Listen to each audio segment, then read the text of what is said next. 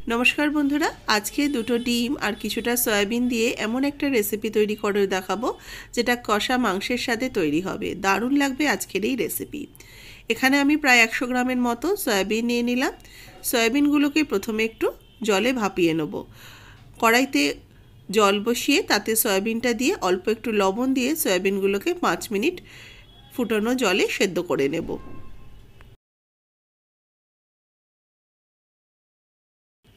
5 minute धरे सयाबिनटाके भालो करे फुटिए निएछि। एबार एटाके नामिए जल छेके रेखे दिएछि। सयाबिनगुलोके भालो करे ठांडा जले धुए नेওয়ার पर एटाके मैरिनेट करे नेब। प्रथमे देब एर मধ্যে लवण, स्वादमतो लवण दिलाम, 1 चा चामच दिलाम शुकनो लंकार गुड़ो, क्वार्टार टीस्पून दिलाम हलुद गुड़ो, একটা পেঁয়াজের অর্ধেক পেঁয়াজ বেটে দিলাম, 1 चा চামচ দিলাম আদা রসুন বাটা আর এর সাথে দেব দুখানা ডিম। ডিম দুটো ফাটিয়ে এর মধ্যে দিয়ে দেব। এবার এই সয়াবিন ডিম একসাথে যে সমস্ত উপকরণগুলোকে দিলাম ভালো করে মাখিয়ে নেব। ডিমটাকে সয়াবিনের সাথে ভালো করে মাখিয়ে নিয়ে মিনিট 2-3 রেখে দেব সাইডে। এবার কড়াইতে দিয়ে দেব সরষের তেল। আমি এখানে 2 টেবিল চামচ বড় চামচে 2 টেবিল চামচ সরষের তেল দিয়ে দিলাম। তেলটাকে কড়াইয়ের গায়ে ভালো করে লাগিয়ে নিতে হবে। এবার এই মেখে নেওয়া ডিমের মিশ্রণটা দিয়ে দেব। ডিম আর সয়াবিনের মিশ্রণটা দিয়ে দিলাম। এবার ভালো করে এগুলোকে ভেজে নেব।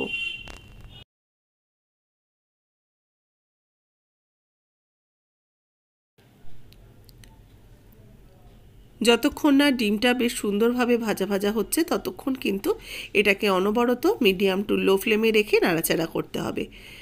গ্যাস বাড়িয়ে রেখে করবেন না, তাহলে ডিমটা পুড়ে যেতে পারে। আস্তে আস্তে কিন্তু ডিমটাকে এইভাবে ভাজা ভাজা করে নিতে হবে।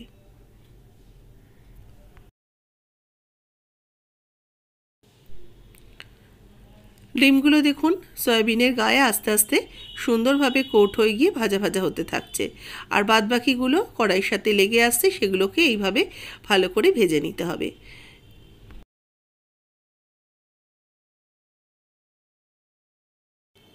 সয়াবিন ডিম ভালো করে ভাজা হয়ে গেছে, এগুলোকে এবার উঠিয়ে রেখে দিচ্ছি।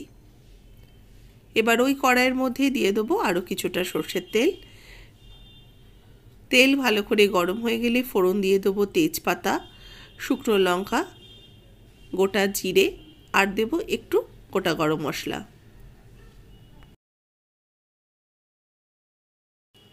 এইভাবে ফোড়নটাকে কয়েক সেকেন্ড একটু নাড়াচাড়া করে নেব। ফোড়নটা থেকে যখন সুন্দর সুগন্ধ বেরোবে তখন বুঝবো ফোড়নটা কিন্তু রান্না করা হয়ে গেছে। এবার দিয়ে দেবো কোচানো পেঁয়াজ। মিডিয়াম সাইজের দুখানা পেঁয়াজকে কুচিয়ে নিয়েছি। পেঁয়াজটা দিয়ে পেঁয়াজগুলোকে একটু ভালো করে ফ্রাই করে নেব। এই রান্নাটা কিন্তু যেমন রুটি পরোটার সাথে ভালো লাগবে ঠিক তেমনই ভাতের সাথেও কিন্তু বেশ ভালো লাগবে। অবশ্যই বাড়িতে তৈরি করে নিতে পারেন, খুব তাড়াতাড়ি হয়ে যায় আর খেতেও খুব সুস্বাদু। পেঁয়াজটা হালকা ভাজা হয়ে গেলে আদা রসুনের পেস্ট 2 চামচ দিয়ে দিলাম একটা মিডিয়াম সাইজের টমেটো কোচানো। টমেটোটা যতক্ষণ না নরম হয়ে আসছে ততক্ষণ ভালো করে আদা রসুনের সাথে কষিয়ে নেব। এতে আস্তে আস্তে আদা রসুনও সুন্দর করে কষানো হয়ে যাবে আর টমেটোটাও কিন্তু বেশ নরম হয়ে আসবে।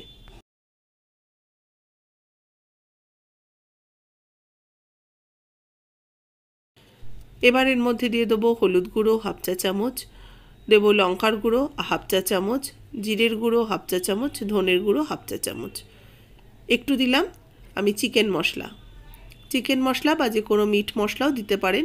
আমার কাছে চিকেন মশলা ছিল সেটাই দিলাম। এবার ভালো করে মশলাটাকে কষিয়ে নিচ্ছি। এই মশলাটা যোগ করলে কিন্তু বেশ সুন্দর একটা মাংসের স্বাদ আসে, সেই কারণে অ্যাড করলাম। এবার ভালো করে কিছুক্ষণ কষিয়ে নেব যতক্ষণ না এর থেকে তেল ছেড়ে আসে।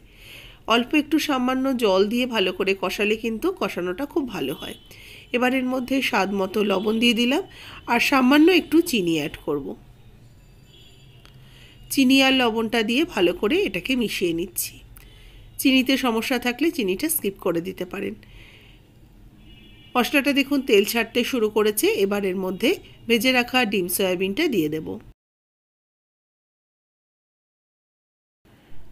ডিম আর সয়াবিনটা দিয়ে ভালো করে এই মশলার সাথে কষিয়ে নেব। মশলার সাথে ভালো করে 2-4 মিনিট একটু মিক্সড করে নেব, যাতে সয়াবিন আর ডিমের মধ্যে মশলার সুন্দরভাবে কোটিং লেগে যায়। 2-1 মিনিট ভালো করে মশলা আর সাথে ডিম সয়াবিন একসাথে কষিয়ে নেওয়ার পর দিয়ে দেবো একটু জল। আমি 1 কাপের মতো জল অ্যাড করে দিলাম। জলটা দিয়ে ভালো করে সয়াবিন আর ডিমকে মিশিয়ে নিচ্ছি। এটা হালকা একটু গ্রেভি গ্রেভি থাকলে খেতে ভালো লাগবে, সেই জন্য হালকা করে মিশিয়ে নিয়ে এবার এটাকে ফুটতে দেব।